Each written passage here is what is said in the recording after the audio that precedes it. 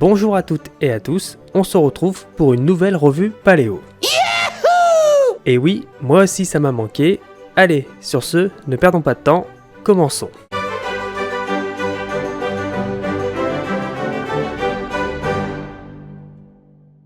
Pour cette revue Paléo numéro 5, on garde bien sûr la nouvelle formule uniquement en voix off, présentée dans l'épisode précédent. On va s'intéresser à 3 articles parus au cours de cette fin d'année 2020. Depuis le temps, vous connaissez mon attrait pour les mammifères, et pour cette vidéo, ça ne va pas changer. Ainsi, aujourd'hui, on va s'intéresser à une étude sur l'ADN ancien de représentants de la lignée humaine. On parlera également d'une étude faite chez les sangliers. Mais pour commencer, on va parler de la description d'une nouvelle espèce fossile de phoque.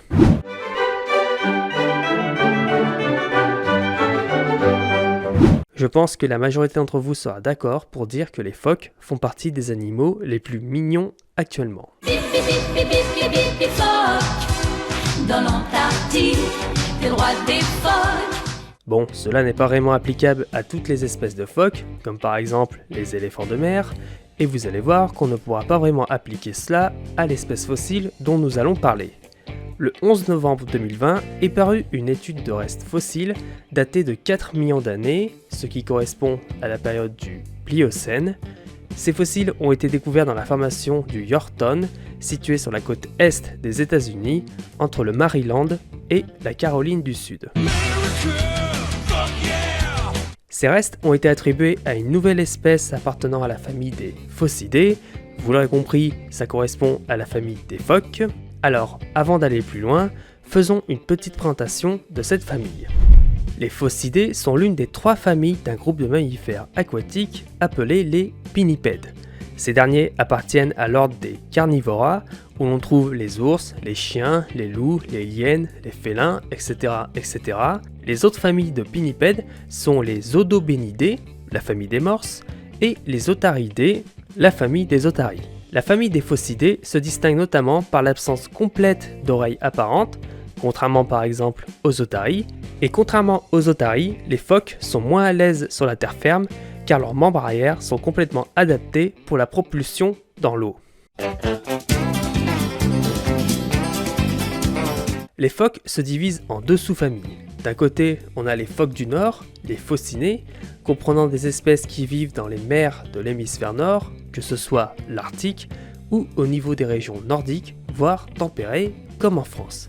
Vous pouvez voir ici des images prises dans la baie de Somme, mais vous pouvez en voir également à d'autres endroits sur les côtes ouest de la France. L'autre sous-famille de phoques correspond aux phoques du sud, les monachinae, où l'on trouve des espèces vivant dans les mers tropicales, subtropicales et les mers antarctiques. Mais il y a aussi des espèces dans l'hémisphère nord. Cette sous-famille présente une grande variété de régimes alimentaires et de tailles. Pour donner quelques exemples, on y trouve le phoque crabier avec ses drôles de dents, le léopard des mers ou les éléphants de mer. La nouvelle espèce fossile décrite dans la publication de novembre présente des caractères la rapprochant des monachinae. Le nom donné à cette nouvelle espèce est Sarcodectes magnus. Dit comme ça a pas l'air très sexy, mais son nom de genre vient de 2 termes grecs signifiant littéralement le mort-chair ou le croque-chair. Avec un nom pareil, vous vous doutez bien qu'il ne s'agissait pas d'un animal végétarien. Quant à magnus, c'est un terme latin signifiant grand, car d'après les estimations, cet animal pouvait faire près de 3 mètres de long. Ce qui peut paraître petit en comparaison avec les représentants actuels comme les éléphants de mer qui font pratiquement 5 mètres de long, mais à l'époque, les représentants des phoques n'étaient pas aussi grands. Ce qui fait d'ailleurs que cette nouvelle espèce est l'un des plus grands monachinae fossiles connus à ce jour. Sa taille est d'autant plus surprenante que l'étude de ses caractéristiques ont révélé qu'il partageait plus d'affinités avec des groupes fossiles de relativement petite taille. Donc pour résumer, le nom de cette nouvelle espèce signifie littéralement le grand croque-chair. Avouez, pour une famille qui comprend des animaux aussi mignons,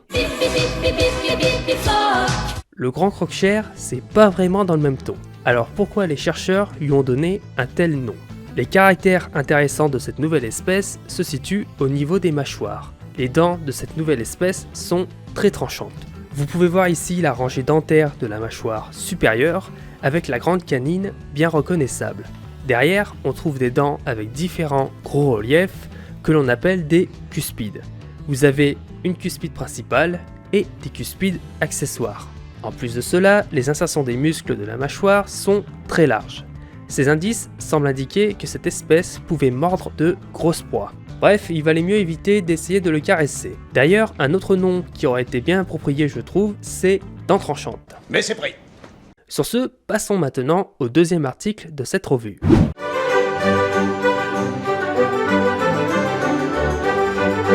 Le prochain article va parler d'une expérience que nous avons toutes et tous subie cette année, le confinement. Mais bon, là l'étude va porter sur des porcs.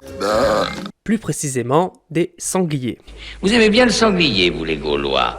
Le 10 novembre 2020 est parue une étude qui s'est intéressée à l'effet de la captivité et de la domestication chez les sangliers. D'une manière générale, le processus de domestication est une étape clé dans l'histoire de l'humanité et que ce soit en paléontologie ou en archéologie, les chercheurs essayent de comprendre le rôle de ce processus dans le parcours des sociétés humaines depuis 10 000 ans.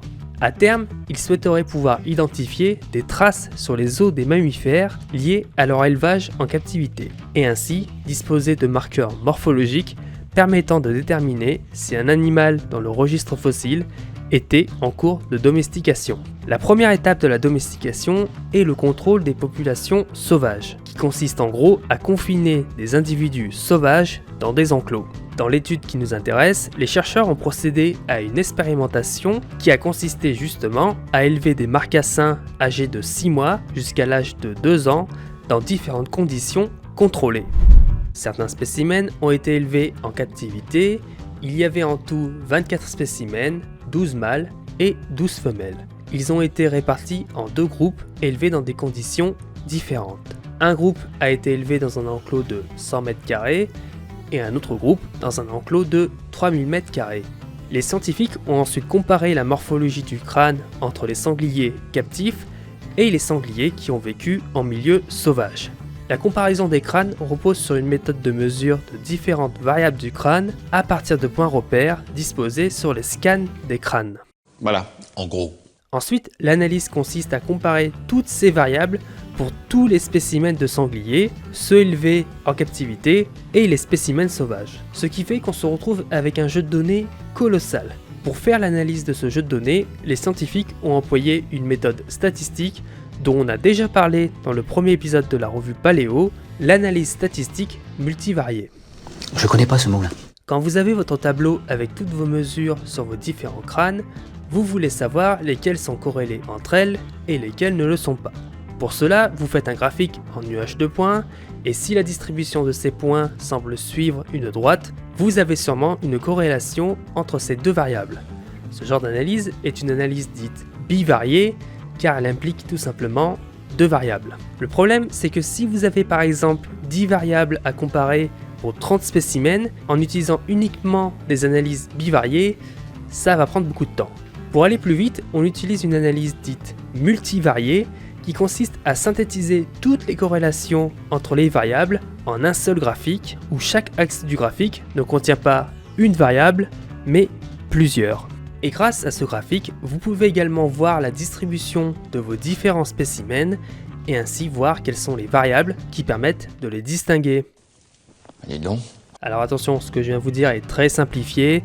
En réalité, C'est un peu compliqué. Vous binez pas, même nous on n'a pas tout compris.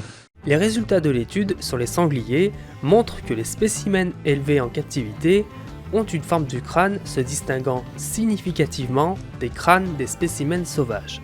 En gros, les sangliers captifs ont un crâne plus robuste avec une force musculaire plus importante que celle des sangliers sauvages, ce qui n'est pas vraiment le résultat auquel s'attendaient les chercheurs. En effet, ils pensaient que, comme contrairement aux sangliers sauvages, les sangliers captifs n'avaient pas une alimentation variée, puisqu'ils ont été nourris qu'avec une seule sorte d'aliment, cela impliquerait qu'ils ne feraient qu'une seule sorte de mastication, et les chercheurs pensaient que cela entraînerait une morphologie du crâne moins robuste, associée à une force musculaire plus faible. Mais ça n'a pas été le cas. Les chercheurs expliquent ces résultats par le fait déjà que les sangliers captifs sont plus gros que les sauvages, et également cette mastication unique implique des mouvements masticatoires stéréotypés, c'est-à-dire répétitifs et souvent pathologiques. Et cela a pu accroître la production de muscles renforçant la force musculaire. Ces résultats apportent la preuve qu'un changement de mode de vie induit par la captivité entraîne des changements quantifiables de la forme du squelette d'un mammifère sauvage. Cela ouvre ainsi de nouvelles perspectives pour l'étude des processus de domestication en archéologie. Nous allons maintenant pouvoir passer au dernier article de cette revue Paléo.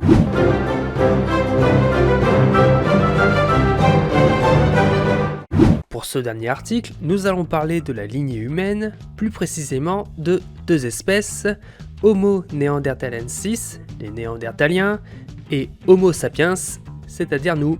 Pour rappel, les néandertaliens sont connus dans le registre fossile à partir de 400 000 ans, uniquement en Europe et en Asie. Ils ont disparu il y a environ 30 000 ans. Quant à nous, Homo sapiens, nos plus vieux représentants attestés sont pour le moment connus en Afrique, aux alentours de 300 000 ans. Homo sapiens serait arrivé en Europe il y a environ 50 000 ans et aurait peuplé alors simultanément cette région du monde avec les néandertaliens. Et les chercheurs savent que ces deux espèces se sont bien rapprochées dans tous les sens du terme.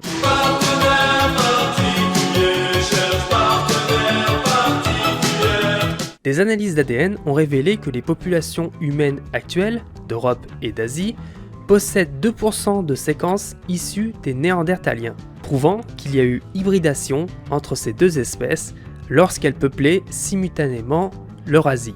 Alors, on aura l'occasion de reparler plus en détail de ces résultats, parce que j'ai pu constater qu'il y a pas mal d'idées reçues à ce sujet. Mais je réserve ça pour une prochaine vidéo. Pour ici, on va juste s'intéresser aux résultats d'une étude publiée le 25 septembre 2020 dans la revue Science, qui précise un peu plus les filiations entre néandertaliens et nous. Cette étude repose sur l'analyse d'ADN ancien, c'est-à-dire de l'ADN provenant par exemple de fossiles. L'étude de l'ADN ancien, ou la paléogénétique, permet d'en savoir plus sur les relations de parenté entre les espèces ou sur les mouvements de population. Elle peut permettre également l'identification de nouvelles espèces, comme par exemple les Denisoviens, une espèce humaine identifiée par analyse génétique en 2010 à partir d'une phalange, trouvée en Russie.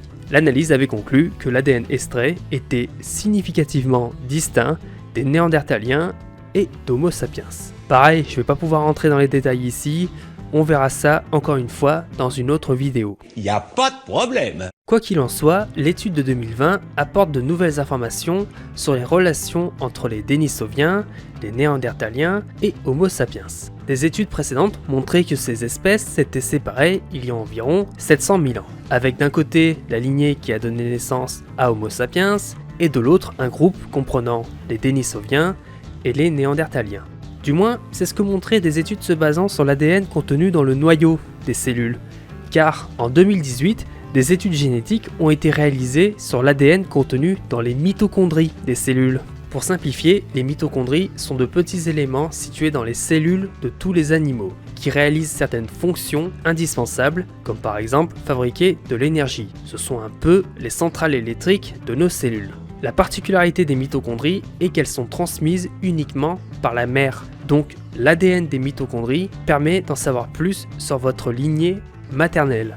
Et en 2018, une étude a montré que l'ADN mitochondrial des Néandertaliens était plus proche des Homo sapiens que des Denisoviens, trahissant une nouvelle preuve d'hybridation entre les Néandertaliens et Homo sapiens. Et l'étude de septembre 2020 apporte de nouveaux éléments, mais cette fois en s'intéressant à la lignée paternelle. En effet, cette étude se base sur l'analyse de l'ADN du chromosome Y, qui est donc exclusivement transmis de père en fils. Avant de parler des résultats, vous vous demandez peut-être comment, à partir d'une petite quantité d'ADN extrait de fossiles, les chercheurs peuvent avoir de tels résultats. Eh bien, on va parler d'une méthode dont vous avez peut-être entendu parler, surtout cette année avec son contexte particulier, la méthode dite PCR. De quoi? Qu'est-ce que vous avez dit? Et oui, la méthode PCR n'est pas une méthode d'analyse spécifique au virus de la Covid-19. PCR est un acronyme signifiant Polymerase Chain Reaction. En français, réaction en chaîne polymérase. Bon, c'est peut-être pas plus clair comme ça, mais en gros, il s'agit d'une méthode d'amplification d'ADN permettant de dupliquer un fragment d'ADN pratiquement à l'infini afin d'en obtenir une quantité suffisante pour des analyses. En effet, quand on parvient à extraire de l'ADN à partir d'un fossile, on obtient en général une quantité faible, pas réellement exploitable en l'état pour faire des comparaisons. Les chercheurs emploient alors la méthode PCR pour dupliquer plusieurs fois cet ADN afin d'en obtenir des quantités plus importantes. Comment cela fonctionne ?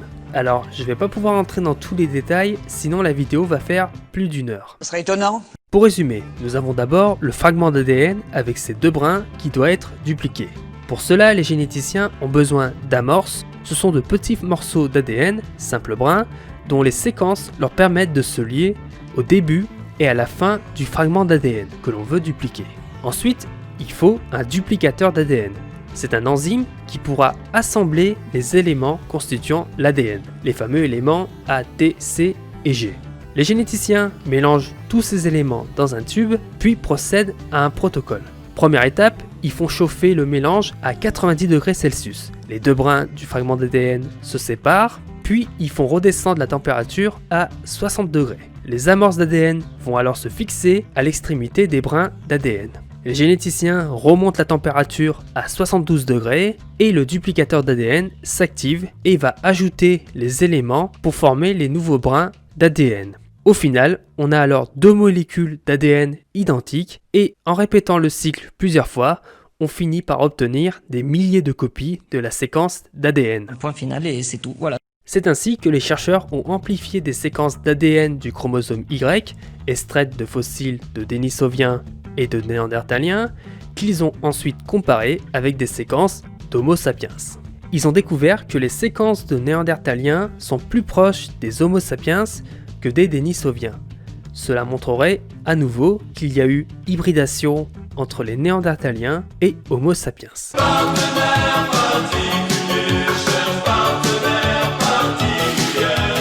Les paléogénéticiens estimeraient que celle-ci aurait pu avoir lieu entre 150 000 et 350 000 ans. Sachant que les plus vieux spécimens d'Homo sapiens sont âgés de 300 000 ans et que les premiers représentants sont arrivés en Europe vers 50 000 ans, les auteurs de l'étude ont proposé qu'il soit possible qu'une population à l'origine des Homo sapiens soit sortie d'Afrique plus tôt que ce que l'on pensait et se soit installée en Europe où elle a croisé les Néandertaliens. Bon, enfin, c'est une supposition, hein, c'est pas...